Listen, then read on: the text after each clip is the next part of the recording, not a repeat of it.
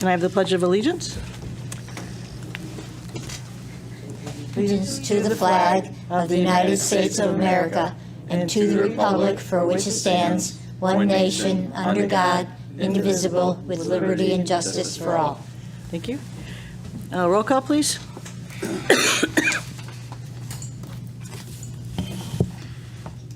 Donna Corbin-Sabinski. Here. Virginia Higley here. Robert Hendrickson absent. Kevin Zorda. Here. Nancy Martin absent. Sean Dean absent. Ann Collins absent. Phil Kober. Present. I'd like to seat Phil for the meeting. Public participation. Is there anybody that would like to speak for items not on the agenda? One more time. Anybody on here want to speak on items not on the agenda? Seeing none, we'll move forward. Agents' comments? Anybody have anything? No. No? Okay. Next is correspondence. We did receive a deep pesticides application for Shaker Pine Lake, which we had in our packets. We received, there's a Connecticut Wildlife magazine, if anybody wants to review it, they're pretty good. And then I did get a letter that we needed to sign regarding our discussion on 1706 King Street for the warehouse, which will be sent to P&Z. So we have that. Next is approval of minutes from May 17th. I'll make a motion that we approve the minutes of May 17th, 2022. Second. Okay, do I have discussion? No. Can we have roll call? Donna Corbin-Sabinski. Yes? Virginia Higley, yes. Kevin Zorda. Yes. Phil Kober. Yes. 4 in favor, motion passes. Next is our town attorney report dated May 24th from our town attorney. It just gives the items regarding all the things that are in litigation. And then we did get a pending land use case spreadsheet, which is very nice. One thing, I guess some people had their left side, Georgie, was the left side was kind of cut off, but when they copied it. There was nothing there. Yeah, so just some of the beginning letters were messed up, but, okay. But other than that, it looks good. Thank you very much. Continued public hearing is none. New public hearings is none. Old business is none. Now we're on to new business. New business, IW 655, 61 Steel Road, application for a wetland permit for an in-ground pool and shed. Christopher and Kristen Sorrell, I hope I said that right.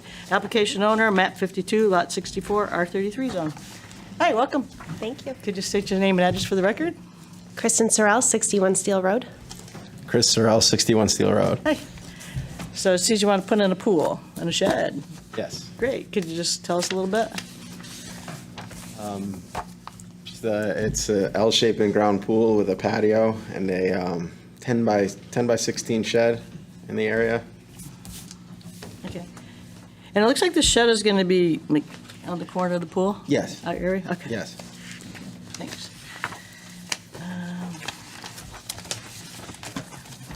Let's see if I wrote.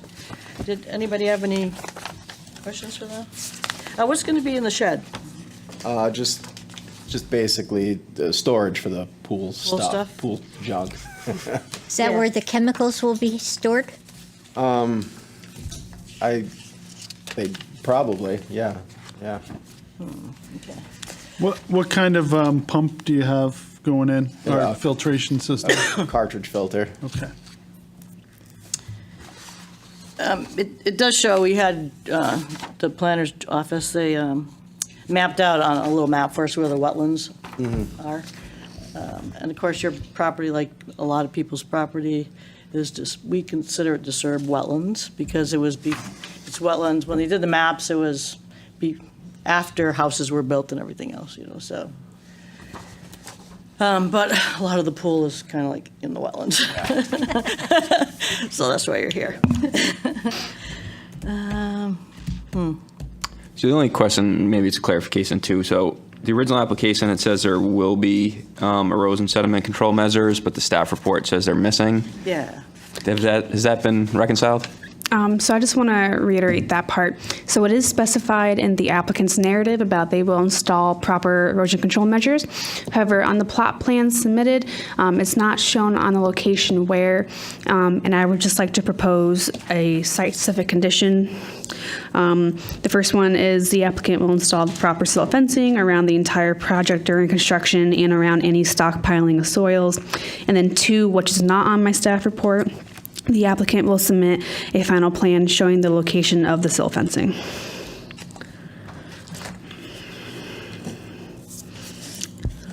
Is there any significant wetlands, just because this picture doesn't show us behind here? Yeah. It kind of went off this way to Yeah. the people Next door. side of them. Yeah. And the only reason I ask is because you're raising the grade 6 to 8 inches, is that what you're Yeah, doing? well, they're just gonna use the fill from the pool, that, from the hole they dig out to raise the grade. Yeah.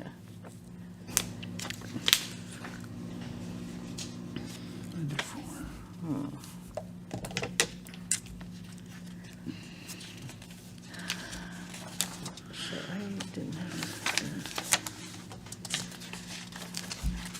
I mean, usually we have people not store their chemicals. Yeah. But if there's no, that's why I'm asking if there's, what there is Yeah. for wetlands back there. Yeah. So, if I may, my apologies for not including the whole area of the wetlands. It's kind of like a blob, and then it kind of slopes off into that little slant you see on the applicant's property. Like the chair said, it was a subdivision built prior to the Wetlands Act when it came out, and as a result, these wetlands are no longer as functioning as they once were. But the applicant does plan to reuse those soils on site. They will not be leaving the site. Here it is. Oh. I took a little picture.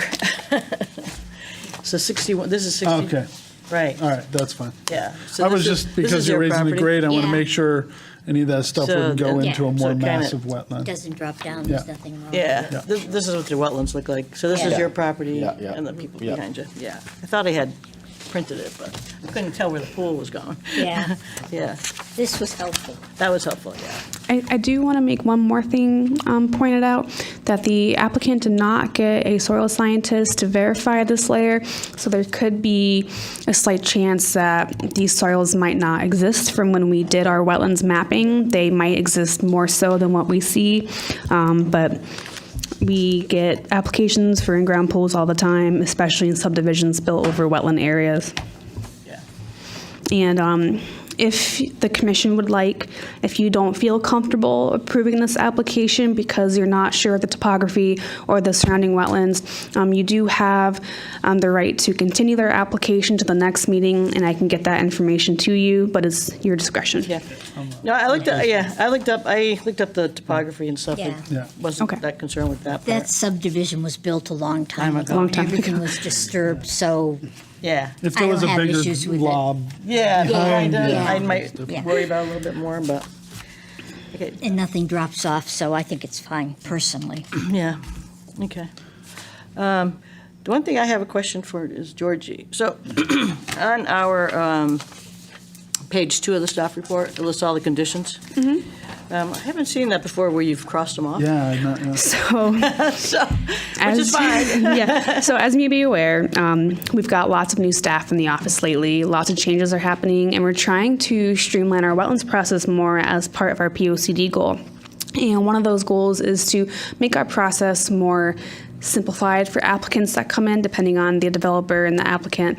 And one thing Lori and I noticed was we are not sure what the original conditions were for the NODs, permits, staff reports. So we're trying to reiterate those and make them more streamlined. And some conditions we realize do not apply to certain applicants, which is why we've had the idea to cross out some of the things that do not apply. Like these applicants do not need to submit a plan noting Right. plant type. They don't need to submit an erosion sediment control bond.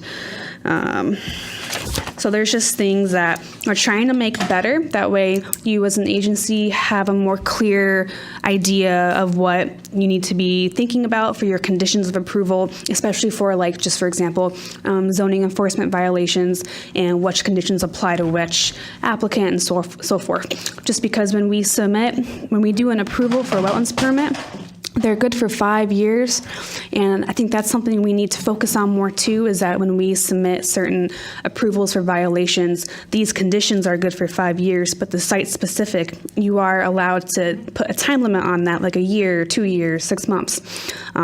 So just something that we're trying to think of a little bit more when we're getting more applications in, so you'll probably start seeing that a lot more. Okay, so I'm just, when we make the motion for this, we would probably want to take off those 3. Instead of saying our conditions are 22 conditions, it'd be 19 plus any new ones.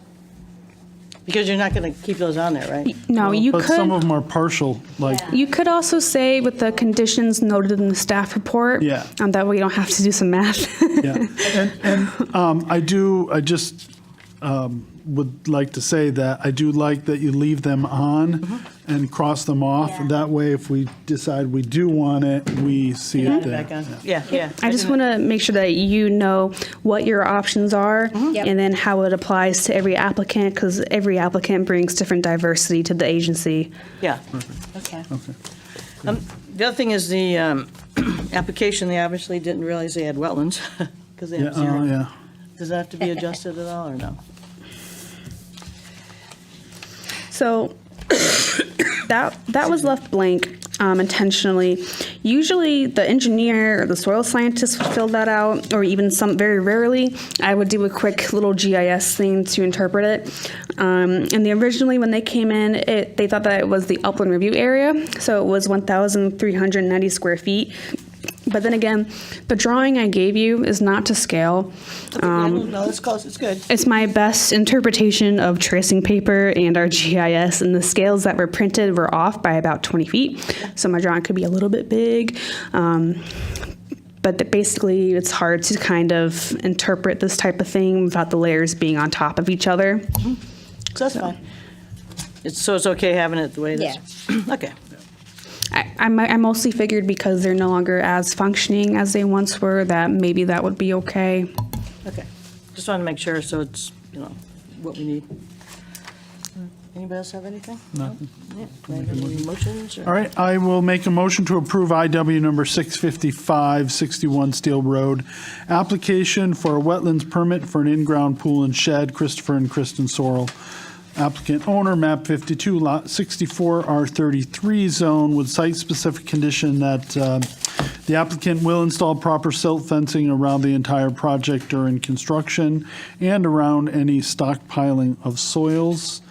And what was the other one? The applicant will submit their final plan showing the location of silt fencing on site. Correct, that. I will second that motion. Okay. Phil, okay. Any discussion? Can we have roll call, please? Donna Corbin-Sabinski. Yes. Virginia Higley, yes. Kevin Zorda. Yes. Phil Kober. Yes. All in favor, motion passes? We're all coming to your house to go swimming. Enjoy your pool. Thank you. Would this help them maybe?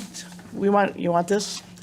You can definitely take I a think I have a copy. copy of that. I just did that like, Oh, she just did this. this is something I drew up, okay. Wait, she did. She just added in the green, the wetlands, so you may Oh, want oh. to take that and, and then I'll be in touch with you for your next steps, okay? Excellent. Yep. Thank you guys very much. so you could use that to draw in where the felt fencing's going. Okay. Have a good day. Bye. Bye. He grew up across Don't forget a kid. twin. Okay. Next on our agenda is enforcement reports, the enforcement updates. Okay, so you may have gotten a report in your packet, right? Yep. Yep, there's an email to follow that. George Schober, a recent violation that we had, he finally got a soil scientist and an engineer to help him with the violation, and that's the most update that we have. Okay. Perfect. Is Rick going to go out there when the other gentleman's there? I do not know, I think so. Usually he does go meet them on site. It would be great if he's able to. Okay. Yeah, to That follow. way we can get a better report from it. Yeah. Okay, next, report of planning staff?